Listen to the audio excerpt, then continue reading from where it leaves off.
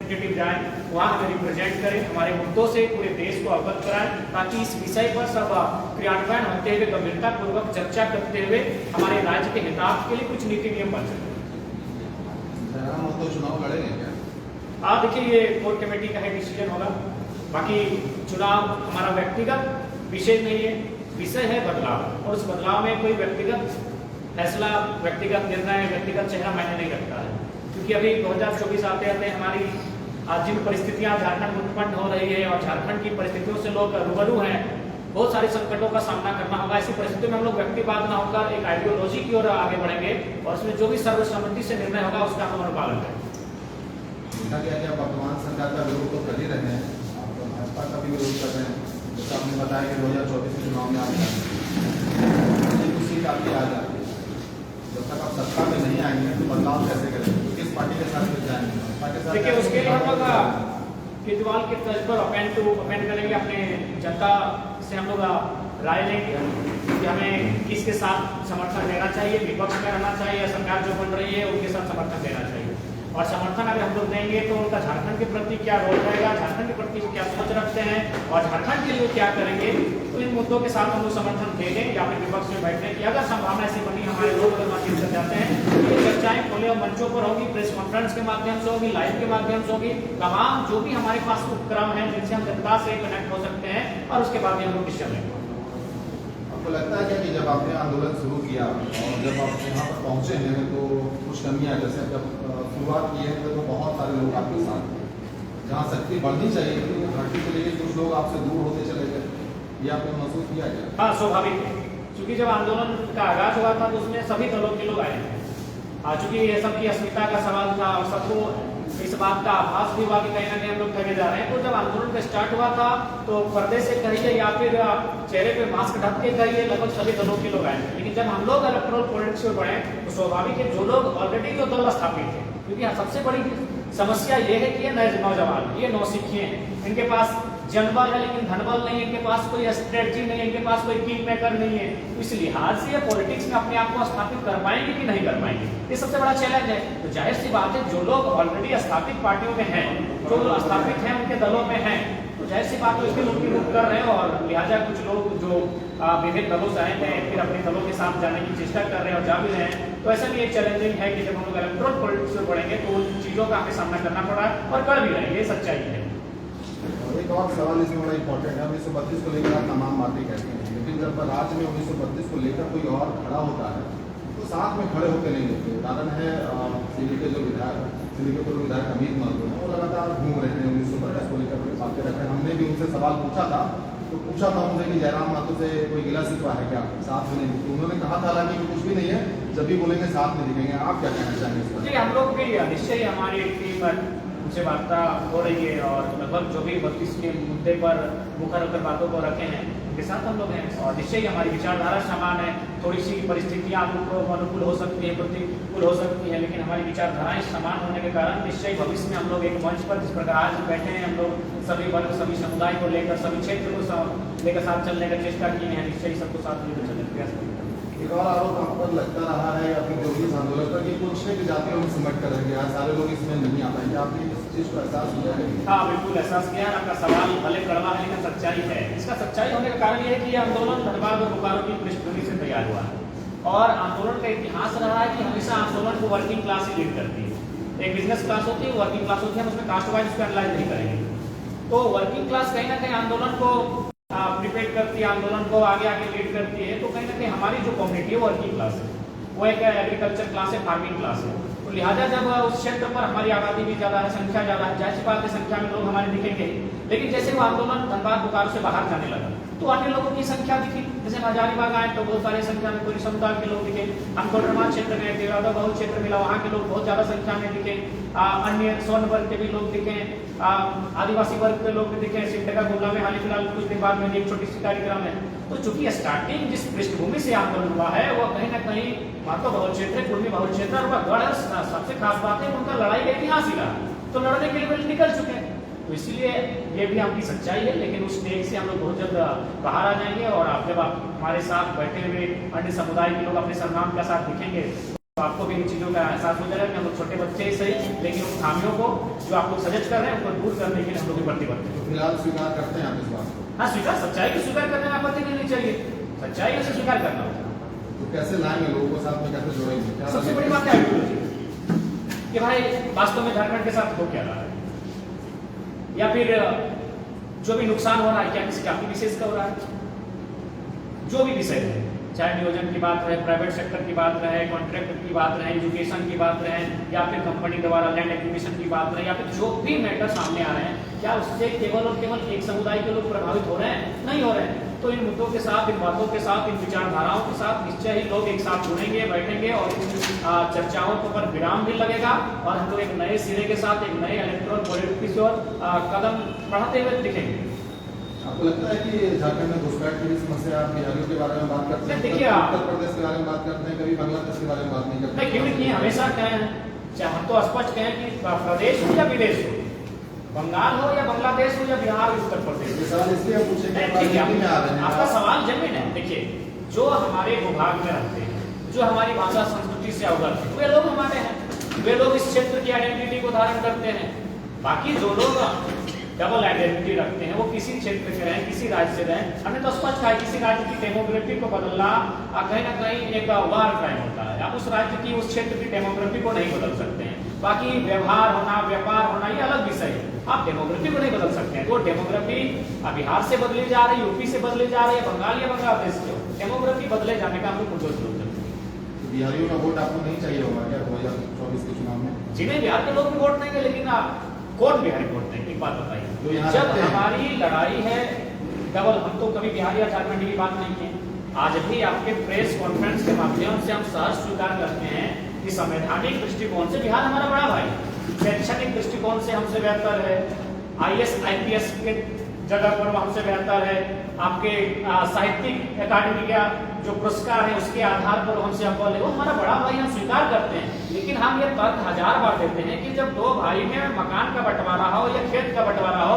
तो दोनों का अपना अपना हिस्सा मिल जाता है। तो ठीक, हम लोग झारखंड छोटा भाई है जिसको लगभग बिहार के हिस्से का 40% भूभाग मिला, अब वो विभाग हमारा रहा, उस पर हम किस फसल की खेती करेंगे, किस माह में करेंगे, कहां से जल को लेकर आएंगे, ये हमारा विषय है। लेकिन आप हमें थोप रहे हैं, आप नक्शे में हमको झारखंड दिए हैं, लेकिन क्या हमें स्वराज दिए हैं? बिल्कुल नहीं दिए। सब अधिकारी आपके, आप विधि व्यवस्था बनाने वाले आपके लोग, कार्यपालिका में आपके लोग, तमाम जो उच्च महकमा होता है जहाँ से नीति नियम इस राज्य में निर्धारण होता है, वहां तो आप लोग अभी भी मॉनिटरिंग कर रहे हैं। तो फिर इस राज्य के होने या ना होने का अर्थ क्या रहेगा? जब तक हमें स्वराज की व्यवस्था का अनुभव नहीं होगा, जब तक हमें सन ऑफ सॉइल के सिद्धांत का अनुपालन यहाँ नहीं दिखेगा, तो फिर अलग राज्य होने का मकसद नहीं दिखेगा। इसलिए बिहार से हमारा कोई वैर नहीं, वो हमारा बड़ा भाई, सहज स्वीकार करते हैं। और हम ये भी स्वीकार करते हैं, बंगाल और उड़ीसा भी हमारे 4 भाइयों में से हैं, उनको अपना अपना हिस्सा मिल चुका है, वो अपने अपने हिस्से में खुश है, अपनी अपनी भाषा संस्कृति का सृजन कर रहे हैं, उत्थान कर रहे हैं, उन्नति कर रहे हैं। तो वही अवसर हमें भी दिया जाए। जिस प्रकार उड़ीसा अपने लोगों के साथ अपनी भाषा के साथ उन्नति कर रहा है,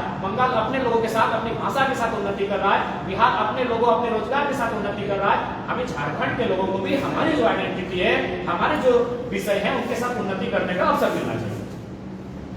पंचायत न्यूज से आपने अधिवेशन किया, उसके बाद आज 10 से 12 दिन, लेकिन अभी तक आपने संगठन का विस्तार नहीं किया, तो क्या ये संगठन आपका सिर्फ आप ही के चेहरे से चलेगा? नहीं, संगठन का काफी विस्तार हुआ। अगर संगठन का विस्तार नहीं होता तो हजारीबाग कैसे बैठ पाते?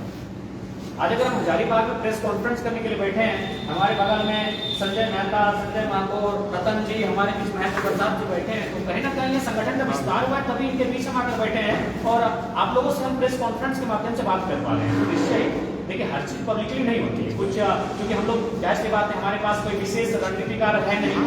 हमारी अगर सारी चीजों को अगर हम पब्लिकली कर देंगे तो बाकी लोग भी वॉच कर रहे हैं, उतना तो छोटे नीतीश कुमार वॉच कर रहे हैं हमारे आंदोलन को, तो ये लोग हमें वॉच कर रहे हैं, हमें कभी भी डिस्टर्ब कर सकते हैं। इसीलिए कुछ चीजें हम लोग अंदर खाने से बहुत ही गतिमान तरीके से जारी रखें। और जितने भी जिस आंदोलन से जो पीछे से जो आपको सपोर्ट करते आए हैं, सबको आप जैसे जैसे आप आगे बढ़ते गए, वैसे वैसे आपके पीछे वाले लोगों को सबको छोड़ते गए, तो उनको कभी एकजुट करेंगे? नहीं, देखिए ऐसा नहीं है, कुछ लोग ऐसे हो सकते हैं। अब उदाहरण के लिए हमारे बीच महेंद्र दाही या संजय दाही कुछ पल के लिए नाराज है, तो हम लोगों से कहा दादा अगर कुछ भूल चूक हुई उसकी क्षमा याचना रहेगी। देखिए इंसान, हम लोग हर उस विषय का हर उस सिद्धांत का अनुपालन करते हैं जिससे कि हमारे मजबूती हो। तो जाहिर सी बात है, जब हम लोग मनुष्य हैं तो जाहिर सी बात है कुछ भूले होंगे। जैसे महाधिवेशन की बात करें तो हम लोग को उम्मीद नहीं थी कि इतनी संख्या में लोग जुटेंगे। हमारी व्यवस्था जिस प्रकार से हम लोग अरेंज किए थे नहीं हो पाई।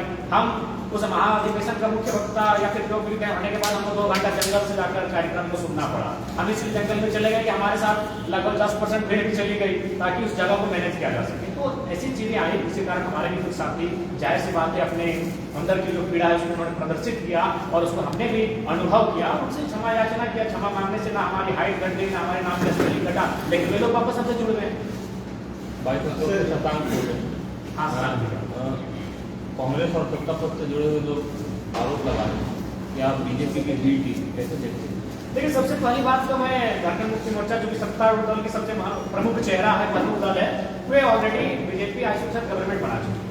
तो अगर वे हम लोग कभी एस्टेब्लिश नहीं हुए, हमारे एक ऑथेंटिक मुखिया नहीं है हमारे दल से, विधायक तो दूर की बात है, हम कभी वोट इलेक्शन पॉलिटिक्स में भाग ही नहीं लिए हैं और हम पर अगर आप इस प्रकार का आरोप लगा रहे हैं तो हमें लगता है उन्हें अपने गिरबान को स्वयं ढांकना चाहिए, अपने चरित्र को स्वयं आकलन करना चाहिए कि आप जिन चीजों को हमें बता रहे हैं, जरा सी आपको मौका मिलती है, आप मौका प्रस्त बन जाते हैं और उनके साथ स्वयं सरकार बनाते हैं। और आपको आज हमारे प्रेस कॉन्फ्रेंस के माध्यम से कहना चाहेंगे, यदि माननीय मुख्यमंत्री जी के ऊपर विशेष दबाव अगर बढ़ा ईडी वगैरह का, तो 2024 में भारतीय जनता पार्टी और झारखंड मुक्ति मोर्चा संयुक्त रूप से चुनाव लड़ेगी। इस पर कोई सवाल भी नहीं। आपने चुनाव के लिए तो अनाउंसमेंट कर दिया कि चुनाव में आ रहे हैं, लेकिन इसमें कोई दो राय नहीं कि आपका चेहरा पूरे झारखंड में चमक रहा है, लेकिन आपके अलावा कोई ऐसा चेहरा दिखा नहीं जो परिचित हो। कैसे चुनाव में जाएंगे, कैसे चुनाव लड़ेंगे, इसको लेकर कभी आपने सोचा क्या?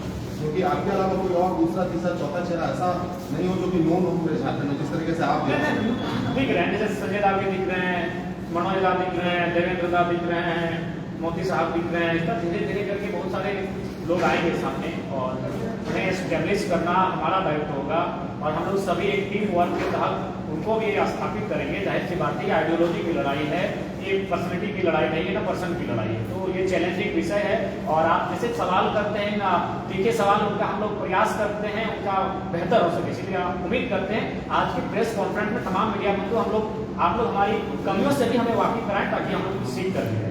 ऐसे की जरूरत पड़ेगी चुनाव में, स्वाभाविक है, बैनर के लिए झंडे के लिए पड़ेगी। बाकी हम लोग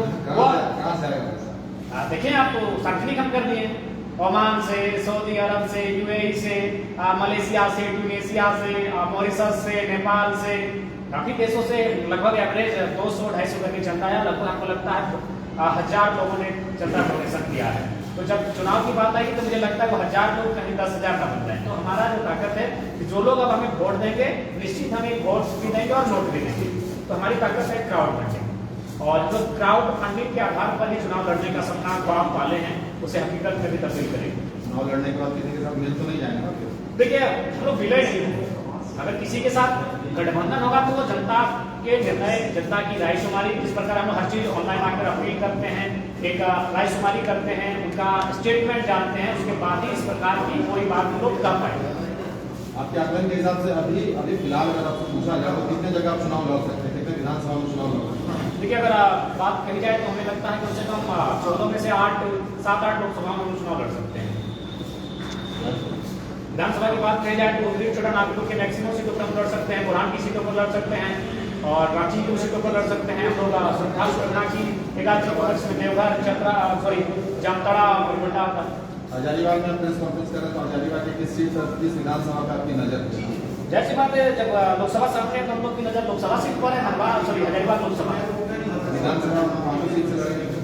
हाँ, जब लोकसभा में अगर देखिए लोकसभा में हम लोग आकलन कर लें, अगर लोकसभा में हमारा प्रदर्शन बेहतर रहता है, संतोषजनक रहता है, तो जाहिर सी बात है हम लोग उसके हिसाब से अकॉर्डिंग लोकसभा हम लोग विधानसभा में जाएंगे। कैंडिडेट का चुनाव कैसे करिएगा? मुश्किल नहीं होगा? हाँ, कैंडिडेट का चुनाव करना मुश्किल होगा, लेकिन उसके लिए आज के डेट में जब युवा इतना कुछ सेक्रीफाइस किए हैं तो निश्चय ही कोई अपनी महत्वाकांक्षा लेकर पॉलिटिक्स में नहीं आना चाहता है और राज्य की दशा और दिशा को बेहतर करने के लिए आना चाहता है। ऐसी परिस्थितियों में समस्या होंगी, लेकिन मुझे लगता है इस समस्याओं का भी निदान होगा और बेहतर जो हमारे कैंडिडेट होंगे वो अपने आप में फ्रेश होकर ट्रेडिशन होकर सामने आएंगे। कोई चेहरा बताने की स्थिति में है अभी? तो फिलहाल तो स्थिति में नहीं, लेकिन बहुत कम समय के बाद आपको कुछ चेहरे दिखेंगे जो मैंने हजारीबाग लोकसभा का प्रतिनिधित्व करने का सामर्थ्य। जयंत हजारीबाग से जयंत सिंह और उनके पिताजी बीजेपी का कब्जा रहा है हजारीबाग लोकसभा से, तो क्या आप अभी अगर बीजेपी को आप मात दे पाएंगे? बिल्कुल, चूंकि अभी तक हमारे जो वोटर्स थे उन्हें एक आइडियोलॉजी नहीं मिली, उन्हें ये नहीं मिला था कि ये लोकसभा में करेंगे क्या। अब हम उन्हें प्री प्लानिंग बताएंगे कि लोकसभा में हमारा क्या रोल रह सकता है, क्यों नहीं मानेंगे। बीजेपी अगर बात करती है अपना शहरीकरण वोट की, तो हजारीबाग के अलावा जो भी बाकी 4 विधानसभा है वो तो ग्रामीण है। मानपुर ग्रामीण है, बड़का गांव ग्रामीण है, रामगढ़ ग्रामीण है, बरी ग्रामीण है, तो हमारे पास भी बहुत बड़ा वोट बैंक है। निश्चय हम लोग माप देंगे, बस स्ट्रेटेजी होनी चाहिए और आपके पास विजन होना चाहिए कि लोकसभा आप जाएंगे तो वहां जाके क्या करेंगे। पर जाहिर सी बात है, परिवारवाद का अंत होना चाहिए, बिल्कुल होना चाहिए। आपके अधिवेशन के बाद जो रिजवान आपके मंच पे दिखते थे, उन्होंने अलग पहले ही बनाया, 6 महीना पहले बनाया, उन्होंने कैंपेनिंग चालू कर दिया। नहीं देखिए, जो हमारा अधिवेशन था 2 दिन पहले उनसे बात हुई, उनको कहा कि आप विलय कीजिए और आइए, साथ में आइए। तो उनको पता नहीं उनका क्या इच्छा है, बाकी उनका सम्मान है, उनका आदर है और निश्चय ही हम लोग तो प्रयास कर रहे हैं, लगातार बात कर रहे हैं। ये हो सके जो हमारे जो लोग हमें एस्टेब्लिश होते हुए नहीं देखना चाहते उनकी कोई साजिश हो सकती है, बाकी वो हमारे अच्छे बड़े भाई स्वरूप है। हाँ नहीं, आप जान रहे हैं कि हम लोग साधारण लोग हैं, साधारण जीवन जीना पसंद है। साधारण होने के कारण ही चुनाव में सफल हो पाएंगे, नहीं तो फिर ईडी का प्रेशर पड़ेगा, सीडी का प्रेशर पड़ेगा, तो फिर आपके जो सिद्धांत विचारधाराएं चरमरा जाएंगे। तो सबसे पहली बात है, नए युवाओं को समझना होगा कि ये लोभ की राजनीति को त्यागना होगा। लोभ के कारण ही हमारे तमाम नेता फंसे हैं, चाहे महंत बाबू रहे, सुरेश बाबू रहे, बाबूलाल जी रहे या अन्य लीडर रहे। अपना व्यक्तिगत लोभ के कारण ही आज माने केंद्रीय दलों के आगे नतमस्तक हो जाते हैं। तो लोभ की राजनीति से बाहर आना होगा, चाहे फॉर्चुनर रहे चाहे स्कॉर्पियो रहे, लोभ की राजनीति से हमें बाहर आना।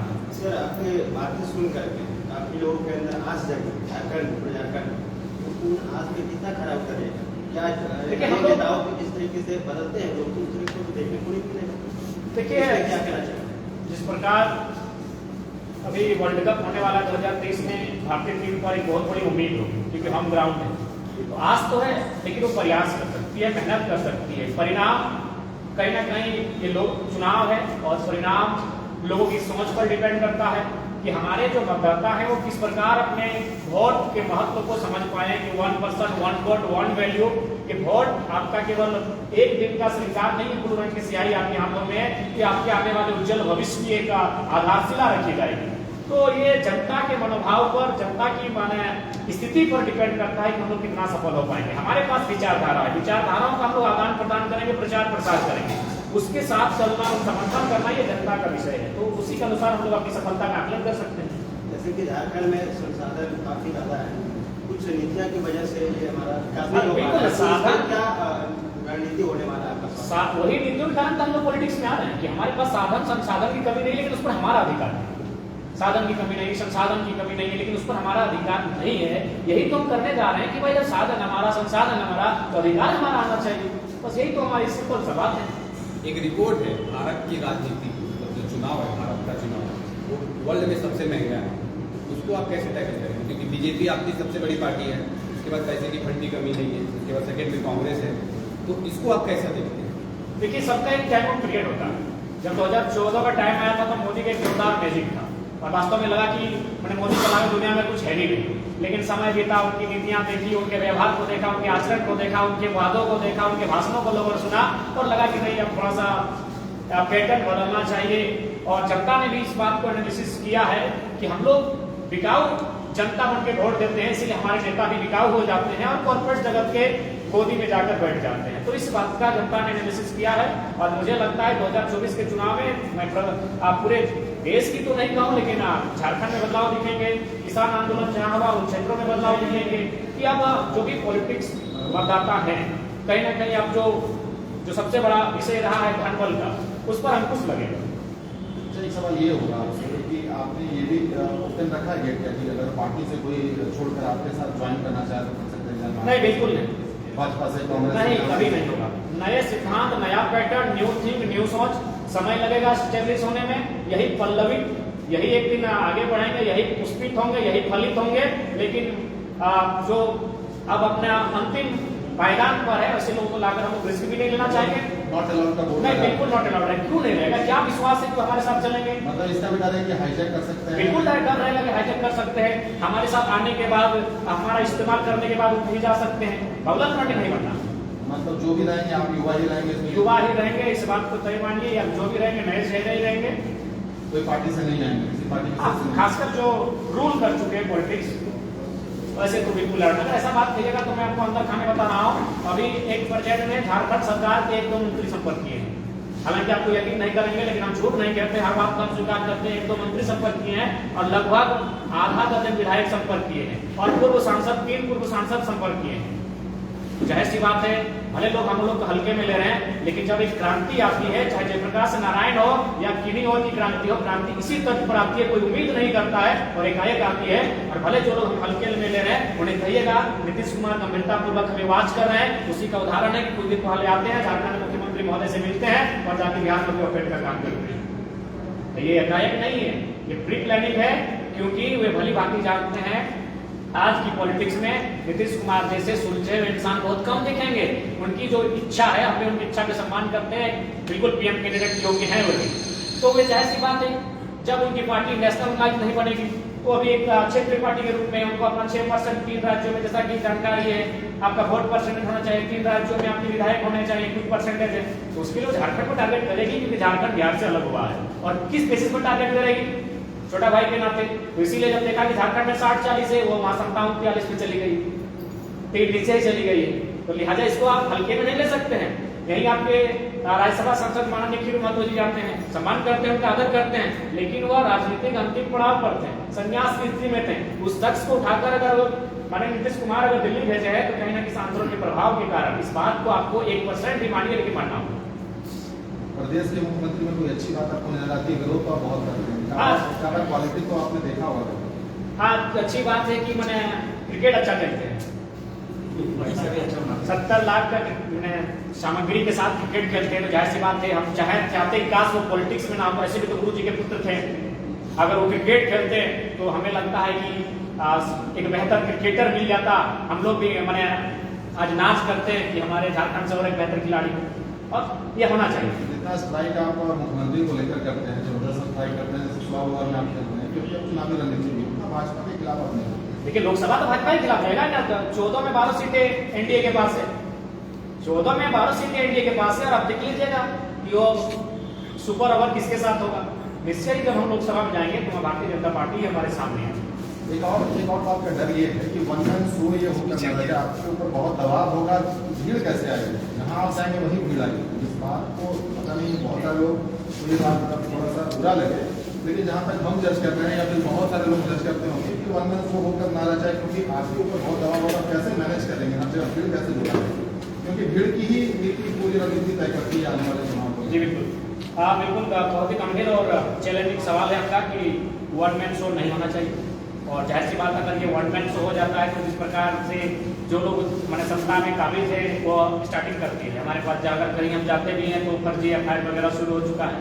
तो 2024 आते आते हमारे पास बहुत ही ऐसी परिस्थितियां सामने आएंगी जब हमें चुनाव लड़ने से रोका जाएगा, या फिर झारखंड की पॉलिटिक्स में हुआ है, बहुत सारे हमारे लीडर्स के साथ हुआ है, तो ऐसी घटनाएं घटने की संभावना हो सकती है। तो इसलिए इसके लिए हम लोग लगातार रणनीति कर रहे हैं, अंदर खाने बैठ रहे हैं कि आखिर इससे हम लोग इस ट्रेक से कैसे बाहर आए।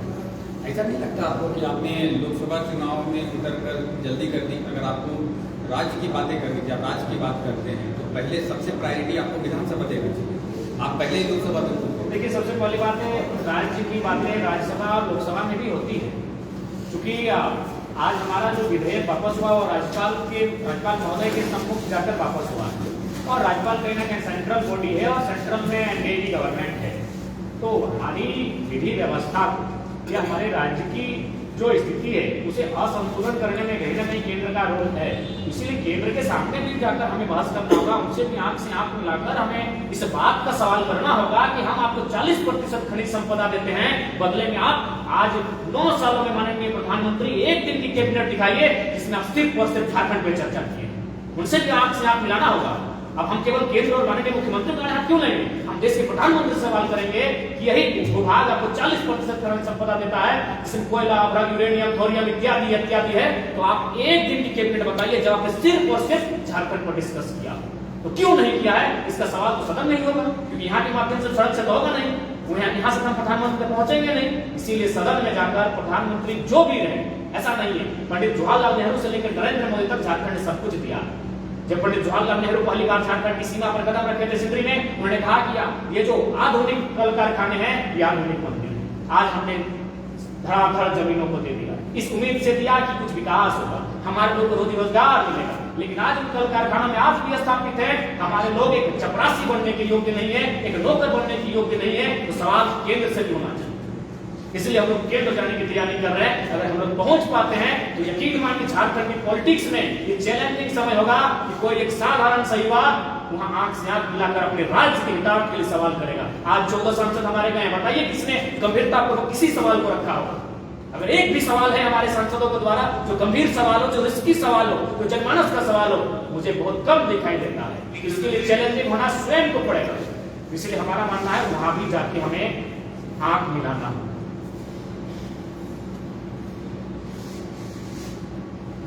16 जुलाई को आप लोग का महाधिष्ठान का रैली है, संजय का उससे बेहतर बात बता सकते उसमें आप आइएगा ना?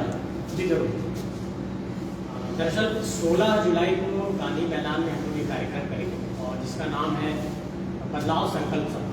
और उस सभा में हम लोग इस इलाके के जैसे चतरा है, हजारीबाग है, बगल कचहरी है, मांडू है, इस तरीके के जितने भी आसपास के विधानसभा के क्षेत्र हैं उसके कार्यकर्ता यहाँ पर जुटेंगे और एक तरीके से हम लोग उस दिन संकल्प लेने वाले हैं कि आने वाले वक्त में हम लोग किस वोट चाहिए।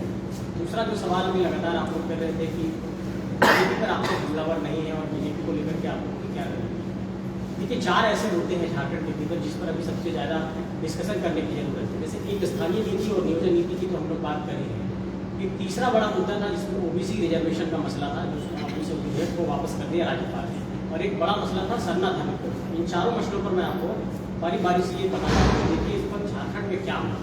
जब स्थानीय नीति की बात आई कि डोमिसाइल पॉलिसी यहाँ परिभाषित नहीं हो पाई, नियोजन नीति में 60-40 को लेकर के विवाद हुआ, सरना धर्म कोड का विधेयक सेंट्रल के पास गया, वहाँ पर उस पर कोई चर्चा परिचर्चा नहीं हो पाई।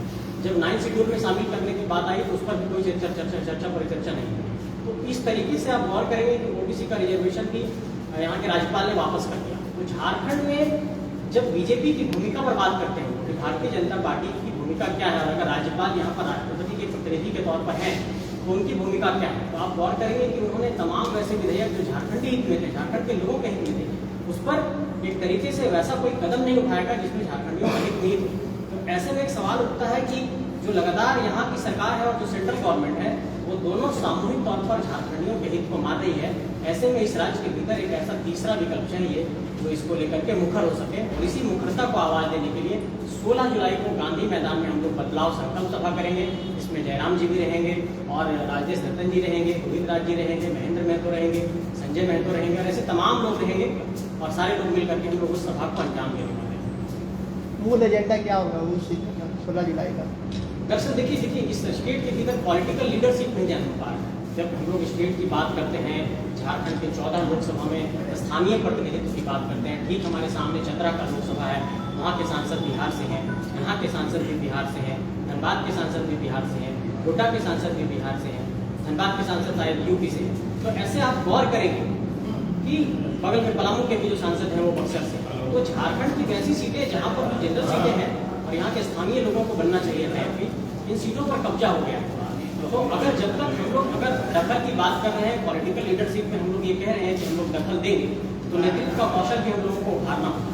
संकल्प सभा के माध्यम से हम लोग ये संदेश देने की कोशिश करेंगे कि जो हमारे इस इलाके से लोग पहुंचेंगे, जुटेंगे, उसमें कैसे हम लोग पॉलिटिकल लीडरशिप को जन्म दे सकें। और एक ये संदेश देने की कोशिश करेंगे कि हजारीबाग लोकसभा क्षेत्र में अब यहाँ पर स्थानीय नेतृत्व का प्रस्फुटन होगा, स्थानीय नेतृत्व का यहाँ पर सृजन होगा और स्थानीय नेतृत्व कैसे यहाँ पर आने वाले वक्त में चुनावी राजनीति में अपनी भूमिका को एक तरीके से बहुत मजबूती से रख सके। उसी के एक तरीके से ये विचार मंथन सभा उसके हम लोग अपनी बातों को जनता के बीच रखेंगे। उम्मीदवार की घोषणा होगी क्या? नहीं, अभी उम्मीदवार की कोई घोषणा नहीं होगी। हम लोग अभी से काम करेंगे। आने वाले वक्त में हम लोग कुछ आवेदन मंगाएंगे, लोगों के आवेदनों पर चर्चा परिचर्चा करेंगे, उसके बाद उस पर कोर कमेटी बैठेगी, कोर कमेटी उस पर कोई चर्चा परिचर्चा करेगी। मेरा सवाल आपसे है, आप पहले जैसे जयराम दादा ने जो हम पुरानी पार्टी से या किसी से लड़े हुए लोगों को हम अपनी पार्टी में जगह नहीं देंगे या फिर कुछ करेंगे, ऐसी उनका बात। आप पहले जो लोग स्थापित आप पहले आम आदमी पार्टी से लड़ चुके हैं या आप आम आदमी पार्टी के सक्रिय कार्यकर्ता रह चुके हैं, इसमें क्या कहते हैं? बहुत बेहतर सवाल है आपका। जब 2019 का चुनाव था, चूँकि मैं अन्ना आंदोलन में शामिल था, पार्टी ने मुझे चुनाव लड़ने के लिए टिकट दिया। लेकिन जब माटी की बात आ गई, जब हमारे माटी के सवाल आ गए, तो मुझे लगता है कि जब हमारे लोग सब लोग आंदोलन में खड़े हैं और झारखंड को बचाने की एक लड़ाई लड़ रहे हैं और मैं इस माटी का हूँ, तो ये मेरी प्राथमिकता बनती है, एक नैतिक दायित्व बनता है एक सामाजिक राजनीतिक कार्यकर्ता के तौर पर कि अपनी माटी के लोगों के साथ खड़े हो जाए। इसलिए मैंने ये निर्णय लिया है कि इस बार मैं अपनी माटी के लोगों के साथ खड़ा तो आप आम आदमी पार्टी छोड़ के आए हैं? जी बिल्कुल। तो वैसे तो माटी के सब भी हैं, अगर जैसे अभी किसी का भी नाम हमने कहा कि जो स्टैब्लिश लीडर है, जिन्होंने प्रतिनिधित्व कर लिया, जिनको मौका मिला, जो विधायक बने, मंत्री बने, जिनका कोई बड़े ये में नाम आ गया, क्योंकि हम लोगों ने उसको करियर की शुरुआत ही की। लेकिन आप झारखंड के परिदृश्य में जब आप देखेंगे कि ऐसे लोग जो संघर्ष कर रहे हैं राजनीति में, कोई ना उस वक्त ये आंदोलन नहीं था, कोई ना कहीं कोई ठौर ठिकाना ढूंढता है। मुझे ऐसा लगा कि केजरीवाल जी बेहतर काम कर रहे हैं, मुझे उन लोगों ने अवसर दिया तो हमने लड़ा। लेकिन अब मुझे ऐसा लगता है कि अगर चुनावी राजनीति में हम लोगों ने उतरने का ऐलान किया है और झारखंड की राजनीति को एक नया अगर हम लोग परिदृश्य देना चाहते हैं, एक नया आकार देना चाहते हैं, तो झारखंड की राजनीति में एक थर्ड फ्रंट की ऐसी जरूरत है जो झारखंडियत की बात करें, झारखंड की आइडियोलॉजी की बात करें, यहाँ के डोमिसाइल पॉलिसी की बात करें, यहाँ के नियोजन नीति की बात करें। तो इन सवालों पर जो मुखरता अभी तक ये आंदोलन के माध्यम से दिखाई पड़ रहा है, वो मुखरता कहीं और नहीं दिखाई पड़ रहा है। सब कोई बैलेंस बात करते हैं तरीके से, या फिर कहिए कि झारखंडी भावनाओं को एक तरीके से छलने का काम करते हैं। तो ऐसे में जब झारखंडी भावनाओं पर कोई विचार और विमर्श यहाँ पर बहुत प्रमुखता से कोई नहीं कर रहा है, और अगर हमारे कोई भाई सामने आकर के निकल, तो ये मेरा दायित्व बनता है कि ऐसे वक्त में हम लोग सब साथ खड़े हो जाएं और इस ताकत को, इस फ्रंट को और मजबूत करें। और झारखंड के 81 विधानसभा, 14 लोकसभा, झारखंड के 24 जिले, 5 प्रमंडल, 264 प्रखंड, इन सभी जगहों पर हम लोग अपने संगठन को मजबूत करें। झारखंड के 4345 पंचायतों में हम लोग संगठन को मजबूत करें। ये हमारी आइडियोलॉजी है और इस पर हम लोग काम कर रहे हैं। बहुत अच्छी बात कही आपने संजय जी, माटी की बात कही। कहीं ना कहीं आपने आम आदमी पार्टी को थोड़ा सा हल्का कर दिया होगा कि आप माटी की जाए, तो फिर पंजाब में उन्होंने जब चुनाव जीत लिया फिर क्या कहें? देखिए, दरअसल बात क्या है कि जब भी कोई पार्टियां चुनाव लड़ती हैं तो अपने पूरे स्ट्रैटेजी के साथ, रणनीति के साथ, स्टेट के अकॉर्डिंग वो चुनाव लड़ती है। झारखंड के संदर्भ में आप गौर करेंगे कि वो बहुत ज़्यादा एक्टिव नहीं है, और अभी अध्यादेश का ऑर्डिनेंस पर उन्होंने सरकार से समर्थन नहीं किया। एक तरीके से आप गौर करेंगे कि उन्होंने हेमंत सोरेन से आकर के उनका समर्थन नहीं किया, तो ये पार्टी यहाँ बहुत ज़्यादा कुछ वैसे एक्टिव दिखाई नहीं पड़ती है। अगर आ गई तो क्या करेंगे आप? नहीं, मैं अपनी माटी के साथ हूँ। इस पार्टी के साथ नहीं, अपनी माटी के साथ।